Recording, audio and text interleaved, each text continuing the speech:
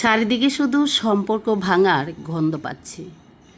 একটা মানুষ যখন কারোর সাথে কোনো স্বার্থ উদ্ধার করার জন্য সম্পর্ক তৈরি করে, সেটা যে কোনো স্বার্থ হতে পারে, লোভ লালসা হতে পারে, অর্থবিত্ত হতে পারে, অনেক কিছুই হতে পারে, ধ্বংসের কারণ হতে পারে। একটা মানুষ যখন একজন মানুষের সঙ্গে স্বার্থ উদ্ধার করার জন্য সম্পর্ক তৈরি করে, সেক্ষেত্রে কি দেখা যায়, যখনই তার স্বার্থটা উদ্ধার হয়ে যায় তখন সম্পর্কটাকে এভাবে ভেঙে ছুঁড়ে দেয়, মানে টুকরো টুকরো করে দেয়, যেন ভবিষ্যতে সে আর কখনো জোড়া না লাগতে পারে। কি একটা আশ্চর্যের বিষয়, তাই না? মানে আমি যখন ভাবি তখন নিজের কাছে আসলেই মানে সেটা একটা পরিকল্পিত ষড়যন্ত্র ধরে নিতে পারেন। মানুষ যখন একটা কারোর সাথে স্বার্থ উদ্ধার করার জন্য একটা সম্পর্কে তৈরি করে অথবা একটা সম্পর্কে লিপ্ত হতে পারে, মানে ধরে নিতে পারেন এইটা, দেন সেই মানুষটা যখন সম্পর্ক তৈরি করার জন্য আপনার কাছে আসবে তখন এত সুন্দর মিষ্টি মিষ্টি কথা বলবে, মিষ্টি ব্যবহার করবে, মানে তার মধ্যেই পৃথিবীর সমস্ত গুণগুলো সে ধারণ করবে। তার বংশ পরম্পরা যারা রয়েছে তারাও চাইবে তার সঙ্গে যেন সুসম্পর্কটা তৈরি হয়। এমনভাবে মসৃণ এবং মানে পিস্তা হয়ে আপনার ভিতরে ঢুকে যাবে, আপনি মনে করবেন যে পৃথিবীর সবচেয়ে বড় ফেরেশতা মানুষগুলোই যেন তারা। যখনই তার স্বার্থ উদ্ধারটা হয়ে যাবে তখন তাকে কেটে এইভাবে টুকরো টুকরো করবে যে সে যেন কখনোই আর জোড়া নিয়ে সোজা হয়ে দাঁড়াতে না পারে। সেটার একটা উদাহরণ সহিত একটি কথা বলছি। ধরুন একটি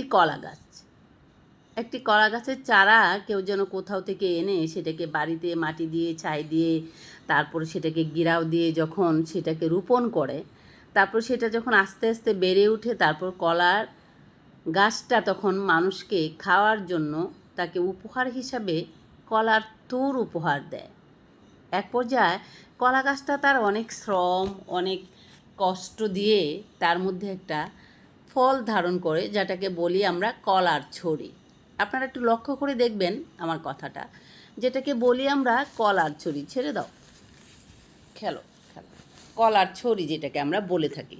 আপনারা লক্ষ্য করে দেখুন সম্পর্কর কীভাবে টুকরো টুকরো করে, সেটার একটা উদাহরণ দিচ্ছি। সেটা হচ্ছে এই যখন ধরুন আপনারা কলা গাছটা পরিপূর্ণ হয়ে গেল, কলার ছড়িটাও খাওয়ার উপযুক্ত হয়ে গেল বা খাওয়ার জন্য কেটে নিয়ে গেল কলার মালিক, তখন দেখেন এসে প্রথমে ডালাপালাগুলা যদি কাছে পায় সেগুলোকে ছেটে দিবে, তারপর কলার ছড়িটা কাটে হাতে নিয়ে নেবে, তারপর কয়েক কোপ দিয়ে কলা গাছটাকে একদম টুকরো টুকরো করে জমিতে লুটিয়ে ফেলে দিবে। দিয়ে কি করবে, কলা গাছ থেকে যে ফলটা এসেছে কলার ছড়িটা, সেটা নিয়ে হাসি মুখে ঘরে চলে যাবে। আর কলা গাছটা যে এত কষ্ট করেছে, তার মধ্যে একটা ফল ধারণ করেছে, তাকে উপহার দিয়েছে, সেটার জন্য একবারও পিছনে ফিরে তাকাবে না।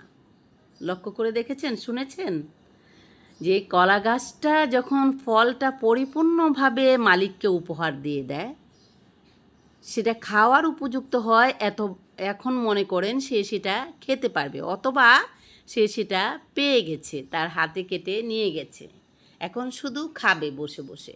সেই মুহূর্তটা কি করে, না সেই মুহূর্তটা কি করে, কলা গাছটাকে আর দাঁড়িয়ে থাকার শক্তিটাও তাকে প্রদান করে না, তখন তাকে কেটে টুকরো টুকরো করে জমিতে লুটিয়ে ফেলে দেয়। সেটার উদাহরণই বুঝালাম যে একজন মানুষ স্বার্থের জন্য যখন একজন মানুষের সঙ্গে সম্পর্ক করে, তখন যখন তার প্রকৃত সম্পদটা বা তার টার্গেটটা পূরণ হয়ে যায়, তখন সেই মানুষটাকে এইভাবে ভেঙে চুরে দিয়ে যায়, সেই জন্য আর কখনো উঠে দাঁড়াতে না পারে।